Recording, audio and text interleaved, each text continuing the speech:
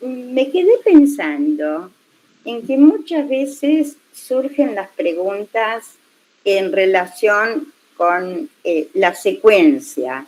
¿Cómo puede ser que después este pueblo que salió de Mitzrayim, cómo puede ser que, cómo se da de que el Eved Ivri coincida con esta manera o no? ¿Cómo se da? ¿Y cómo podría haber sido la caída del man? ¿No? Que es, por ejemplo, surgen muchas veces interrogantes acá en nuestro grupo para un poco entender la secuencia, esta historia que cuenta la Torá. Desde muy chica yo, cuando yo todavía era alumna del secundario, una de las cosas que nos enseñaban los morim, los docentes, eran: la Torá no es un libro de historia, es un libro de modo de vida. Igualmente, hay historias, claro. Es decir, hay historias y no es un libro de historia. Como yo lo entiendo, hay un relato histórico, pero cuando me decían no es un libro de historia, no es una documentación histórica que pueda servir para historiadores, arqueólogos, pero hay un relato histórico. De hecho, a pesar de esta frase, de hecho, cuando Hazal incorporan la expresión Ein Mukdam Umeujar Batorá, no como expresión solamente, sino como modo de entender la Torá, que no hay una anterior y una posterior, cuando admiten ese modo, es porque dan cuenta de que un orden cronológico parecería gritar, es decir, justamente uno advierte de esta manera no, cuando lo lógico sería encontrar o queremos encontrar alguna secuencia lógica. Es decir, que tenemos de las dos partes. Con esto, chicas, yo no quiero reprimir o inhibir ninguna pregunta, ninguna cuestión ningún comentario de ustedes. Al revés, cada comentario nos sirve a todos y a mí me sirve muchísimo. Pero quiero hacer esa aclaración frente a los reiterados interrogantes que nos planteamos. Y además, yo de eso también lo aprendí, les decía que esto lo aprendí en el colegio secundario, cuando yo estudiaba, pero también lo aprendí de Freud. Freud, cuando instaura el psicoanálisis, justamente instaura, a diferencia de otras psicoterapias que todavía son vigentes, un corte con el relato cronológico. Y no fue de una. La primera teoría de Freud con respecto a la neurosis histéricas, él indagaba la biografía, la historia de cada paciente. Y él justamente en ese momento se encontró que la gran mayoría de las pacientes habían tenido abusos infantiles. Él lo que daba cuenta de una sociedad perversa y corrupta, que independientemente que lo fuese o no, pero hoy después se da cuenta que no todas fueron verídicas y en realidad que no importaba para la psiconeurosis, que la histeria es una de ellas, para la psiconeurosis no importaba el hecho en sí, sino sí para el derecho. Con eso no se intenta disminuir la perversión, pero no para la formación de psiconeurosis, sino más bien la fantasía, el relato que la paciente así hace de ese momento. Lo máximo de eso es un sueño. Un sueño es un relato que uno no le va a preguntar al paciente, pero realmente pasó que te encontraste en el tren con fulano, ¿no es cierto? Eso es obvio. Entonces, quiere decir, pero además trabajamos con los pacientes con relatos históricos. Todos los pacientes entran y empiezan a decir, mira, ¿por qué me pasó que me fui al cine y resulta que fui con mi amiga, que la conozco del colegio secundario? El relato es histórico, como el relato de la Torá. Leavdil, pero a mí se me juntan esas dos pasiones mías. Como el relato, pero el efecto o la manera de leerlo, tanto como Jajamim Hazal dijeron, en Mukdam o Medujar Torah, es decir, podemos hacer una interpretación independientemente de lo cronológico. Bueno, salvado esto, entonces vamos a nuestro tema, salíamos que yo di en llamar el reencuentro del pasado, una lectura de la jurisdicción, de la jurisprudencia de la Torá. Y para meternos en tema, dijimos que inmediatamente después de Mamad Ar-Sinai, es decir, de este movimiento de la primera y la única revelación y galut de Elohim frente a todo el pueblo, es la única en toda la historia, frente a ese momento tan solemne, tan especial, tan impactante, inmediatamente después dijimos que viene Ve'eile Mishpatim Asher Tasim Bifneyem. Y estos son los preceptos que tienen que ver con... no se me escucha bien. Un poco bajo, pero sí, podría subir el volumen nada más. Ok,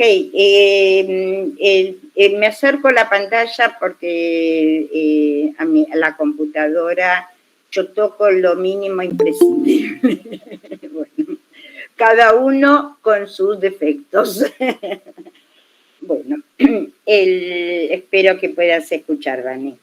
Entonces, decía que frente a eso viene con la misma categoría. ¿Se acuerdan que habíamos visto el Rashi que puntualiza Ve'eile Mishpatim y no Eile, y dice Kol Makom Ve'eile significa que va unido al anterior, y ahí explica Rashi, hago un raconto, ahí explicaba Rashi, ¿se acuerdan? Ma Rishonim mi Sinai, cuando Aseret Adibrot, los 10 mandamientos son de Sinai, porque está explícito en la Torá, Ma Eilu mi Sinai, también estos que tienen que ver con Evet Ivri y con el Ger y con Kibbutz Abaem, todo esto que tiene que ver con la legislatura civil de la convivencia entre nosotros, dice Rashi, basado en el Midrash, dice Rashi,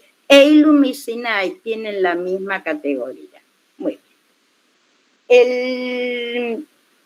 Entonces, dijimos, todas las mitzvot, de todos los preceptos de esa categoría que figuran en nuestra parashá, yo la semana pasada hablaba 22, pero no son porque no había visto la segunda hoja que Yoshi les mandó, pero en realidad son 52 mitzvot en esta parashá de esta categoría. Dijimos que vamos a elegir, yo voy a elegir 3, y empezamos con la primera, que es Evet Ivri.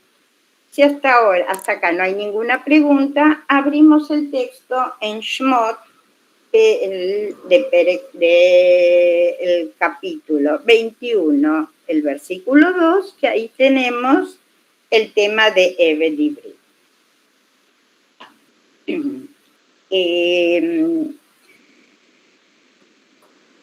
Lo primero, recapitulando lo que vimos el lunes pasado, lo primero que se nos planteaba frente a este tema de Evet Ivri, se nos planteaba el gran interrogante, nos preguntábamos, ¿cómo puede ser este pueblo que nació en la esclavitud, porque antes no era pueblo, nació en la esclavitud, después de 210 años de esclavitud, pasa la gran odisea de que Moshe los saca y salen de Mitzrayim como el concepto fundante. Nosotros no dejamos de decir, no sé cuántas veces durante el año, Zeher leYetziat Mitzrayim, mi Beit Abadim, como fundante. ¿Cómo puede ser que alguien pueda transformarse en un estatuto de Eved, entendiendo como Eved como esclavo? Ya dijimos que yo no lo quería traducir como esclavo, pero que la Torá con Rashi, ¿se acuerdan que lo nombra? Que dice las leyes que tiene que ver con el siervo judío. Si siervo es del tema de servir, como se sirve en un trabajo, podríamos tomarlo, pero igualmente íbamos a indagar.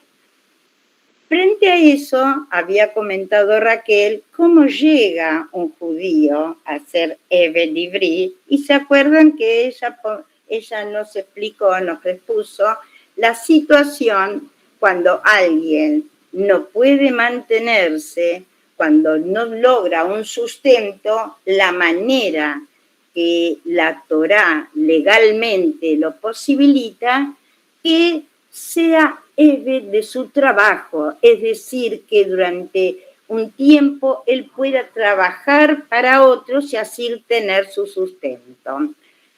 En relación con eso, también nos advertía Raquel que en relación con eso, la Torá advierte qué trato tiene que tener ese que vende su trabajo. En ese sentido, me recuerdo, no les dije la vez pasada, pero ahora me viene a la cabeza lo que dice el Midrash, que dice Kol akone eved ivri, kone adon leatzmo. Todo aquel que adquiere un eved ivri, que ya no lo traduzco, un eved ivri es como si se les adueñara de un patrón, incluso no empleador, de un de un patrón, como que le viene encima un patrón. Es decir, esto venía a cuento del comentario que había hecho Raquel, de que con qué legalidad, con qué leyes puede venderse. Muy bien. Frente a eso, Daniela, que ahora no está, pero Daniela decía, y entonces, ¿por qué lo llama Eved? Porque nosotros podemos decir siervo, pero la Torá cuando habla de Mitzrayim dice Abadim Ainu. ¿Por qué lo llama Eved y no Oved? Oved es trabajador, la Avod es trabajar, y podría ser trabajador. ¿Por qué Eved? Bueno, a eso vamos a ocuparnos en el encuentro de hoy. Si alguien tiene algún comentario, si no, pasamos directamente. Entonces, abrimos ahora sí en el Shmot, capítulo 21, desde el Pasuk 2, dice la Torá.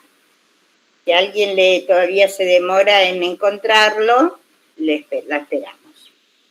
Pero dice la Torá, Kitikne Eved Ivri, si adquirís un Eved Ivri, Sheshanim Yavot.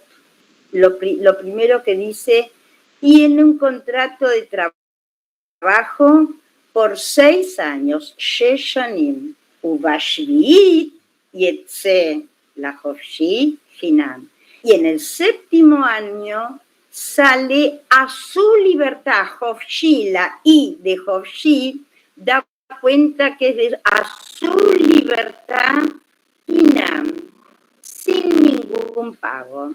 Sigue la Torá y dice, Im begapo yavo, begapo yetze, im bali shau, beyatza ishtoimo. Si viene solo, sale solo. Si viene porque ya está en una situación con una esposa, ella sale con él.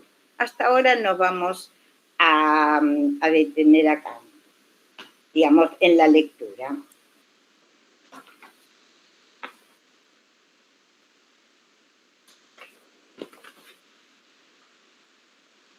Y como así programamos este ciclo de la mano de Rashi, creo, ahora entonces sí vamos a ver cómo lo explica, cómo nos abre todo un panorama diferente la explicación de Rashi a este tema. Y entonces,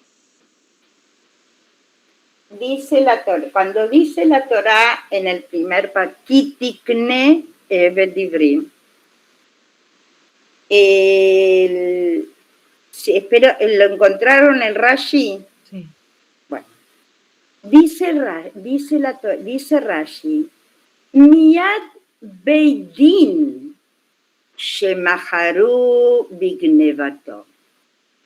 Dice el Rashi un tema totalmente diferente.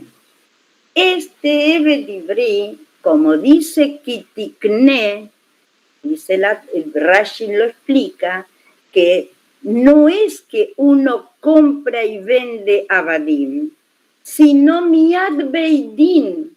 Es un tema del tribunal, es un tema de justicia.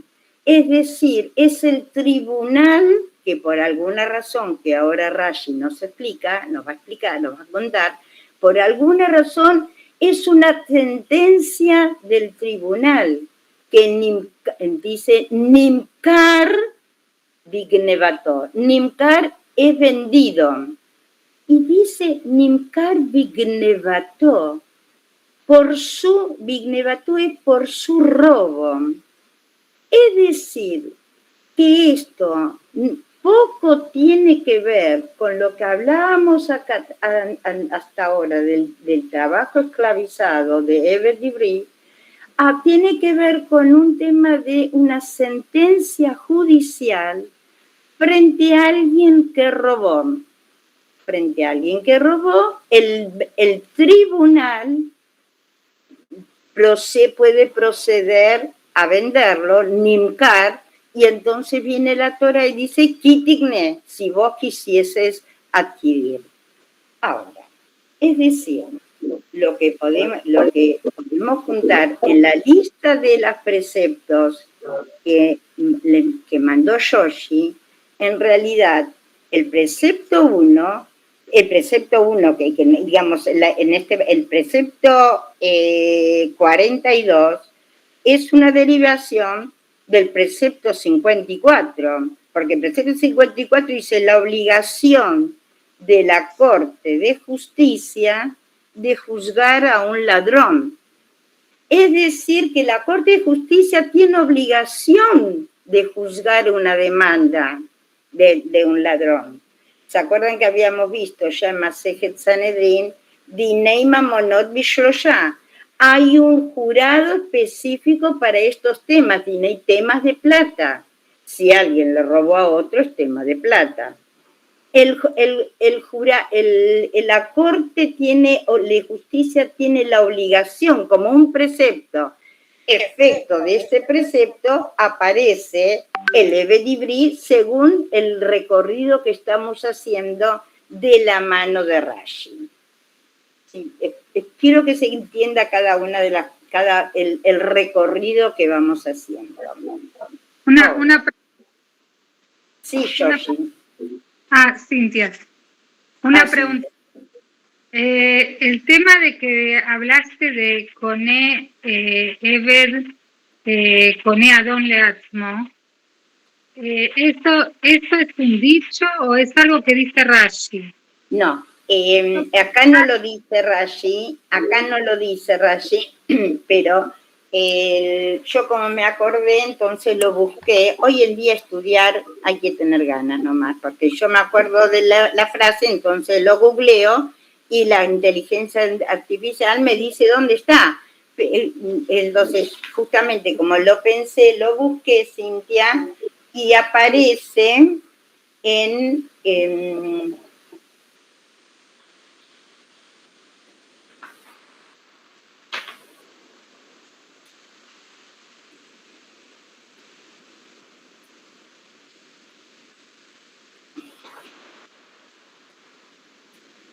Ay, mira. No, el tema es que lo que pregunto es porque cómo sería...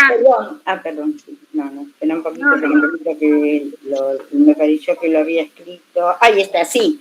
En Masejet Kedushim, en la Gemara, en la página 22, que no creo que alguna de nosotras vaya a sí. Popular. Pensé que era un dicho popular, no sabía que es de la Gemara. Exactamente, es muy interesante, claro, es cierto. Que uno dice, bueno, cuando uno tiene digamos, un Eved, en ese caso no en Eved, pero por ahí una persona bajo su administración. Un asalariado, quiere decir un empleado. Un empleado, entonces uno dice con Adón Leatzmo, porque le trae muchos problemas. Les trae lo que vos llamás problemas, yo lo llamaría toráticamente muchas obligaciones. Obligaciones, sí. Ah, claro. Sí, pero en esto que estás diciendo que dice Rashi, ¿se entendería también eso o no? Bueno, entonces, muy bien. Entonces, como Nimkad Biknevato, vamos a verlo exactamente, vamos a verlo cómo es cómo es la halajá, qué dice la Torá del ladrón, porque ahora nos metimos en el tema del ladrón. Entonces, ¿qué dice la Torá con respecto al ladrón? Para eso vamos a ir al segundo texto que les mandamos, que les mandó Yoshi, en Shmot Perek, en este mismo Perek, el último pasuk. Es interesante que nos pasa lo mismo que nos pasó en otra oportunidad, que la división de los capítulos se corta en un lugar y la línea que nosotros vamos siguiendo sigue en el mismo tema, el último versículo del capítulo 21, que lo ligamos directamente con los primeros psukim del capítulo 22. Lo que yo creo que esto que uno divide o junta no es también un tema de contenido, es también un tema ideológico, es un tema de transmisión también. Bueno, entonces pasamos al último pasuk, del pasuk 38 del capítulo 21, y ahí dice, ¿qué pasa con un ladrón? Y la Torá lo especifica. Vamos a volver después, Cintia, sobre el tema del asalariado, y porque dice acá la Torá, Tignov ish shor, Ose, Utvajó, Umejaro, si alguien roba, por ejemplo, un toro o una oveja, Utvajó, Umejaro, es decir, se deshizo de él, sea que lo degolló o lo vendió, es decir, no lo encuentran con la mano en la masa. Hamishá Bakar y Shalem Tajatashor de Arbatzón Tajatase. Es decir, frente a un juicio y a una sentencia de culpabilidad por el robo de un toro, tiene que pagar 5 veces, una multa de 5 veces, y por el robo de una oveja, una multa de 4 veces. No nos vamos a meter acá porque la diferencia, no nos vamos a meter acá porque no es nuestro tema, y seguimos con la Torá en el pasuk 2 del capítulo 22, y dice Shalem y Shalem, en la mitad del pasuk. Shalem y Shalem, va a tener que pagar. Acá se refiere que si se encuentra la cosa robada en mano, no tiene una multa de 4 o 5 veces, sino que tiene que pagar el doble, Shalem y Shalem. Y acá viene a lo que se refiere Rashi. Im enlo benimkar bignevato. ¿Y qué pasa si no tiene para pagar? Robó, se sentenció que es culpable, tiene una multa y no tiene para pagar. Ahí dice Nimkar Bignevato. A ese es el caso que se refiere la Torá cuando dice Eve Divrim, Kitikne Eve Divrim. Es alguien que robó, que se lo sentenció, y acá dice y tiene la posibilidad de Benimkar de Gnevatón. ¿Entendió? Entonces, con eso resolvimos cómo alguien del pueblo judío, con esa introducción que hicimos, una legislación antiesclava puede llegar a un lugar de lo que la Torá llama Eved Ivri. Digo de lo que la Torá llama, y entonces se hace más actual la pregunta de Daniela cuando dice ya, ¿por qué no Oved? ¿Por qué pasa a ser Eved? Y entonces también, es decir, ¿por qué no trabajador? Que fíjense, suena tanto a trabajador que es la pregunta de Cintia, enseguida lo asoció. Dice, ¿tiene que ver esto con los trabajadores? ¿O es aplicable también a los trabajadores? Ahí, entonces, ahí sí vamos a ver cómo seguimos. Con respecto a este Oved, a un trabajador, como decía Daniela, la Torá lo analiza, lo aborda, pero no en esta Parashat Mishpatim, sino en otra parashá del libro de Vaikra, que es Parashat Kedoshim. Le nombro la parashá porque es una parashá dentro del Sefer Vaikra, dentro del libro Vaikra, muy singular con todas estas leyes también. Es como un complemento del Parashat Mishpatim de Sefer Shmot. Aparecen muchísimas de la legislación de la convivencia, por eso le digo que es Parashat Mishpatim, Parashat Kedoshim.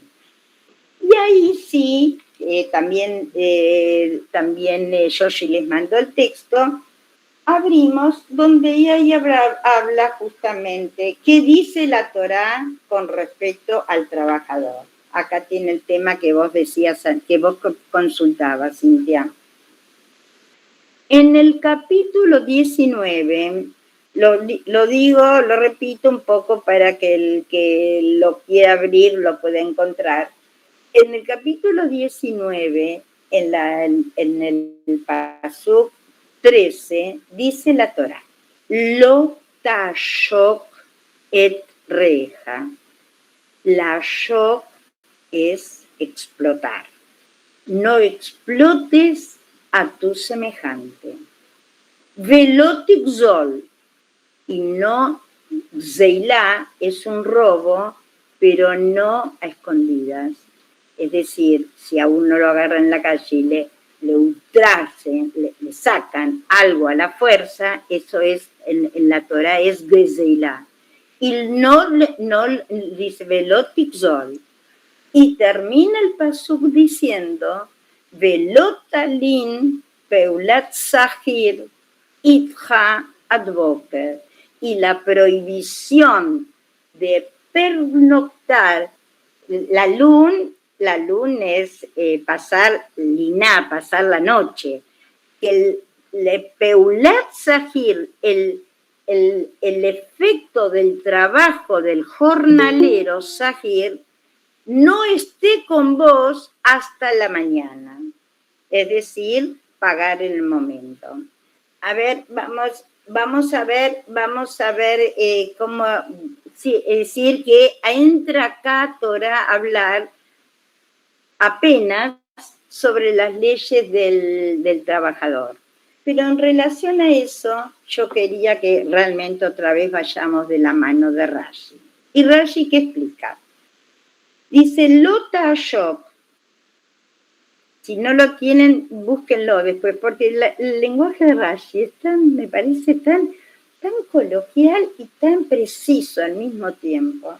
Dice, Lota Ashok, que no explotes, Ze Akovesh Sahar Sahir. ¿Qué significa la prohibición de explotar al que semejante? Se refiere es el que retiene Kovesh, o el que conquista, pero el que contiene el salario del jornalero, Sahar Sahir. Y después explica Lotalin, es decir, dice la Shone Keiva, es decir, que la Shone Keiva dice a la peulá, no es que no vas a dormir vos, sino que el efecto de esa peulá, de esa tarea, del trabajo del jornalero, Lotalin Itchad Boker, no puede pernoctar con vos. Y da Rashi el ejemplo. En realidad se trata de un jornalero que trabajó durante el día, por eso es jornada, de la jornada, que trabajó durante el día. Describe Rashi, seguramente antes que caiga el sol, termina. Entonces el empleador tiene posibilidades, pero tiene prohibido de retener la shock, la Kovesh, retener el pago hasta la mañana. Es decir, tendría el margen de toda la noche hasta que amanece. Después Rashi da otro ejemplo, si el de jornal, el Sahir, trabaja de noche, la Torá dice que no se puede, digamos, hasta durante la noche, digamos, dar las dos posibilidades. Porque de esa manera termina Rashi diciendo, Lefi, en la última parte de Rashi de este pasuk dice, Lefi, Shenatna Torah Zman Leva Lavait. La Torah acá es ecuánime. Es cierto que el trabajador tiene que cobrar en forma y fecha y que no vuelva a trabajar antes de cobrar lo ya trabajado. Pero también puede ser la posibilidad de que el empleador no tenga el efectivo. Increíble. Entonces, que eso tan frecuente es. Y entonces dicen, Atnatorazman le va la bait, le va kesh maot, para conseguir el efectivo. No lo libra absolutamente, pero que tenga posibilidad. Es decir, que pueda ser efectivo el efectivo. Eso es lo que la Torá nos dice con respecto a Sahir, al empleado. Ahora, con esto también entendemos por qué la Torá nos va a decir, como Daniela nos propuso, Kitinete Oved Ivri. Porque del Oved Ivri, en esa connotación que hablaba Daniela, es Sahir. Y para eso tiene otra legislación. Acá es Eved Ivri en el sentido, como el recorrido que dimos con Rashi. Es alguien que está pagando de esa manera la multa, que no tiene posibilidades de hacerlo de otra manera. Volviendo a tu pregunta, Cintia, si cola conelo Eved Ivri, que conelo Adon Leatzmo, Keilu, ¿no? Dice la Torá, la Gemara. Habría que estudiarlo. De hecho, la Torá, el dicho en la Gemara es Eved Ivri. Es decir, también hay muchas otras leyes con respecto a otras cosas. Por ejemplo, Eved Nani también tiene sus leyes, que también, vos dirías un dolor de cabeza, yo diría es una responsabilidad. Pero la Gemara lo dice con respecto a Eved Ivri. Así que, ¿cuánto podemos hacerlo extensivo o no? No me animo a decirlo. Ustedes se dan cuenta de que yo alágicamente cuento solo lo que sale del texto de la Torá, más bien del texto de Rashi. No tengo autoridad para ninguna implicancia, realmente no, porque no soy conocedora. Bueno, ¿puedo hacer una pregunta? Claro, dale, Aliyah. A ver, me hace cierto ruido si solo el Eved Ivri, ¿no es cierto?, al decir de Rashi, es aquel que cometió un delito y entonces no puede pagar. Es muy buena la pregunta, porque entonces tenemos que ver qué hacemos con el comentario que nos relató, explicó también Raquel la semana pasada, cuando dijo, se pasa con alguien que no puede sustentarse, ¿no es cierto? Claro. Lo otro que me hace ruido, porque en el esquema de el que cometió el delito, Vayetze Hinam, y dice que aparece otra lógica de que no puede salir Hinam, como tampoco salieron Hinam de Mitzrayim. Muy interesante la pregunta de Alisa, los cuestionamientos de Alisa. Muy interesante. Voy a empezar por la segunda, que es más corta, para después volver a la primera. Cuando dice la Torá, Titikne Eved Ivri, Sheshanim Yavot, Yerbashvit, Yetzela Hofshi. Y la Torá dice Hinam. Hinam, aduce Rashi, sin pagar, él no tiene que pagar. Pero dice Raliza, de ninguna manera. Ahora, él no tiene que pagar, pero podríamos entender que Hinam es que tampoco se lo indemniza. No hay ninguna entrega. Hinam, y Hinam tan acentuado, parecería que listo, ya resolvimos, no nos debemos para nada. A eso, que yo no pensé en ese tema, y entonces no lo busqué, por eso no tengo dónde lo va, pero sí recuerdo que hay un momento que dice Anek Tanikeu. En otro momento en la Torá habla de que cuando sale el Eved hay que darle para que no sale con las manos cruzadas. Eso se los digo de lo que yo lo recuerdo, pero que no lo busqué para dar cuenta desde el texto mismo, como a mí me gusta.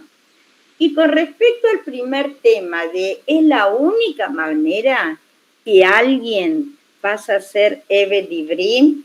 Excelente tu pregunta, Alisa, y Rashi mismo nos recuerda eso.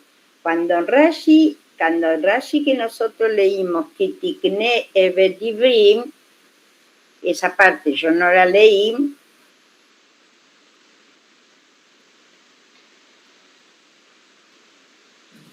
dice Aval, Einuela Bemojer, y no puede ser que es el caso, como pregunta Lisa, Bemojer Atzmo Mipnei Dojako.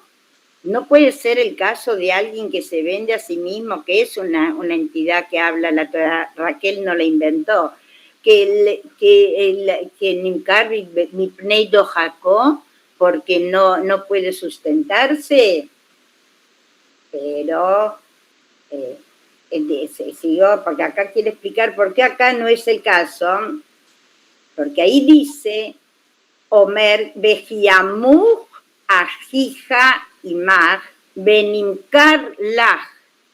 Acá, cuando se trata de lo que uno se ofrece, no tiene que pasar por el Beidín, no es un tema de un jurado. Claro. Y como acá dice Kitikne, es un tema judicial. Claro, de Mamonot, claro.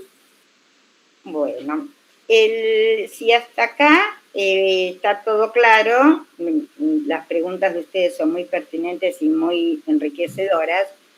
Entonces vamos, ¿qué pasa con este Eved Ivri? Porque hasta ahora dilucidamos solo cómo se convierte y cuál es esa categoría.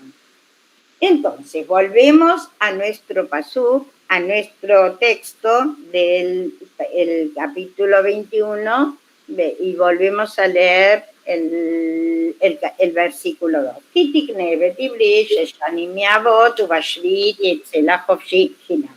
Imbega voya po, vea vioche, imbali shau, beyatza, ishtoimo. De este nuevo pasú, de este lo que si viene con una esposa, sale con la esposa. Decir que la esposa sale. ¿Algo les llama la atención?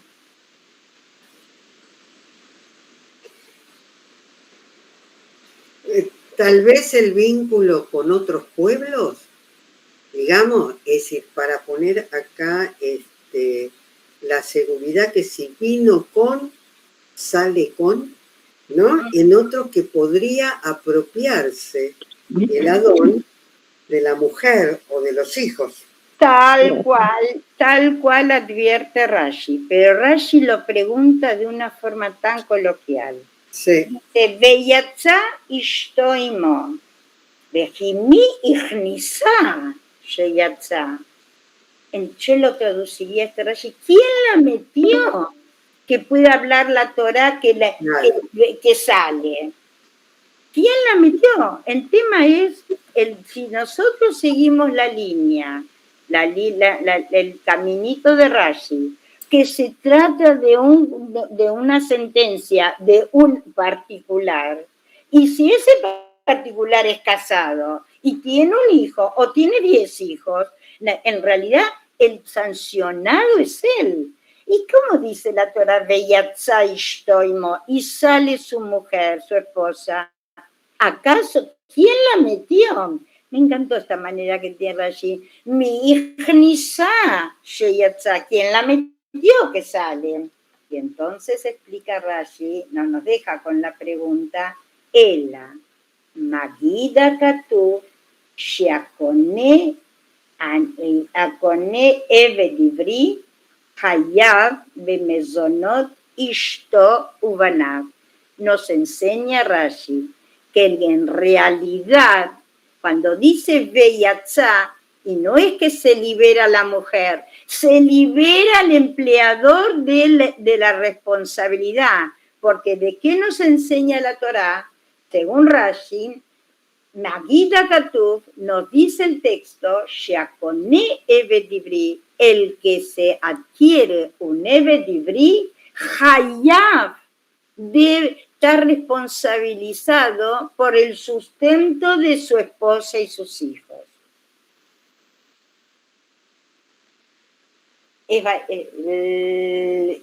Digamos, la responsabilidad, de lo que sale es de la responsabilidad.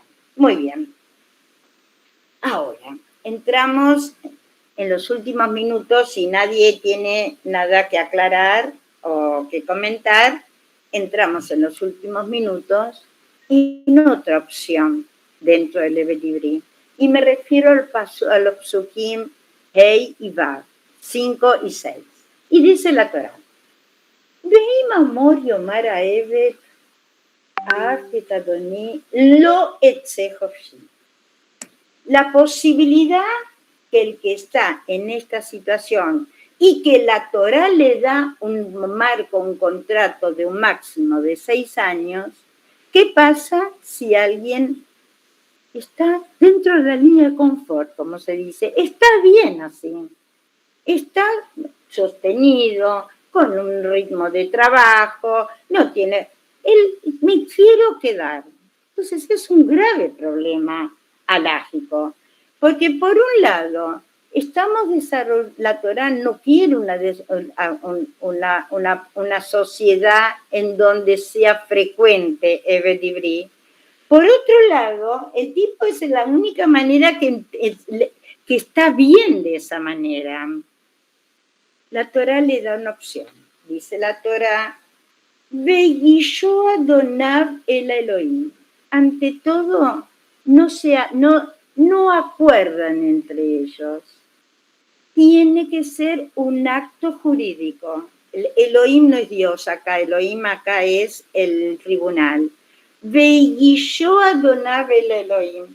Es decir, es un protocolo judicial Veguilló el Adelet o el Mezuzá, y en un acto específico frente a una puerta y frente a la mezuzá, ahora vamos a ver, mezuzá no es la mezuzá nuestra, sino que mezuzá se llama mezuzá porque va clavada en la mezuzá, en ese lugar, y ahí Verratzá Adonav etosno bamartzea, y ahí se procede a hacer un agujerito en su oreja con un punzón, bamartzea, ahí, es decir, es posible quedarse, pero no sin alguna señal, no sin, es como que pasa a ser un estigma.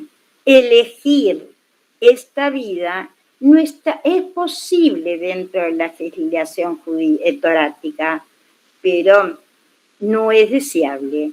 Por eso tiene como un estigma, digamos, una señal. Y trabajará, la Torah dice Leolam. Rashi explica, cada vez que el Leolam es hasta Yovel, ahora vamos a verlo. Es decir, que incluso en este caso, que parecería para siempre, no hay una esclavitud eterna dentro de la legislación judía.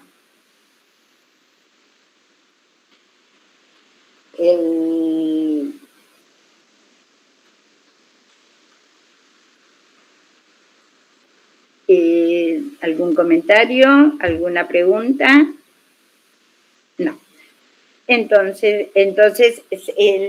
si llegamos a, si tenemos unos minutos más, quiero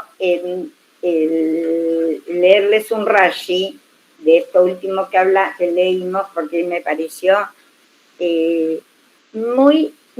interesante, especialmente para una de las midot, cómo se accede a la lectura, al entendimiento de la Torah.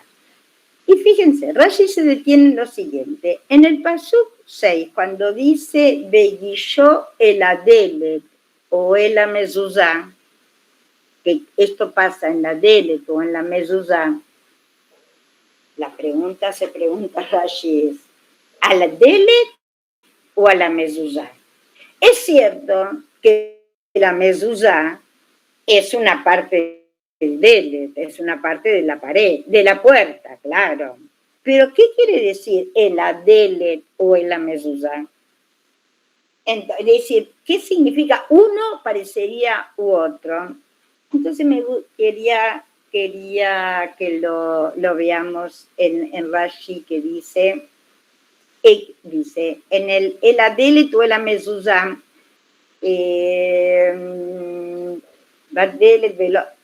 entonces dice Vadelet velova mezuzá, es decir, acá se trata de la puerta y no la mezuzá. Y entonces, ¿por qué dice Vadelet o va mezuzá? Dice Rashi, Amat al mutlomar o el mezuzá, eikish delet le mezuzá. Acá tenemos una de las formas muy frecuentes también en entender la Torah, que es el ekesh, la comparación. Es decir, es cuando dos vocablos o dos objetos, pero son vocablos, aparecen, porque pueden ser verbos, pueden ser sustantivos, aparecen uno a continuación del otro, lo que se aplica para uno sirve para el otro. Yo durante mucho tiempo confundí Ekesh con Zera Shabbat, porque tiene algo de parecido. Lo que pasa es que la Zera Shabbat se trata de dos temas diferentes en dos contextos diferentes, el mismo vocablo. Acá es al revés. Dentro del mismo tema aparecen dos vocablos, el Adelet o el Mezuzá. Entonces se complementan, ese es el Ekesh, se compara entre ellos, dice Ma Mezuzá Meumat, Avdelet Meumat. El contenido para mí no es tan importante, pero sí quería este modo de Ekesh que se puede estudiar la Torah. Es decir, después de estudiar la Torá, para mi gusto se puede leer cualquier texto, cualquier relato, muchos relatos. Entonces, es decir, cuando en la mezuzá tiene que ser parado por la forma de la mezuzá, entonces enseña Karashi que todo el protocolo de este acto tiene que ser también parado. No quiero, como les digo, no me gusta que Guldom nos domine, y como faltan poquitos minutos, voy cerrando acá. Lo que, si tienen ganas de leerlo, es muy interesante, el Midrash, muy lindo, el Midrash que trae Rashi. ¿Por qué de esta manera? ¿Por qué de esta manera se le agujería se le pone un arito, digamos, en la oreja en este protocolo? Pero bueno, es un detalle, para el que tenga ganas lo lee. Y si alguna quiere que lo volvamos a ver eso el lunes que viene, me dice. ¿En dónde está el Midrash? ¿Ahí mismo? Exactamente, sí, en Verratza Adonafetosno. Ok. Es un Rashi largo, claro. No puedo aguantar el contar. Ozen se llama Ar Sinai, Libne Israel Abadim. Este es el oído que ya escuchó en Ar Sinai. Ustedes no pueden ser esclavos, terratzea. Es ese oído, esa oreja, en realidad lo que escucha es el oído. El que escucha es la persona, pero simbólicamente es como que la marca lo asocia con la escucha. Bueno, y sigue, es mucho más largo, pero bueno, lo dejamos acá. Bueno, chicas, gracias y nos seguimos viendo.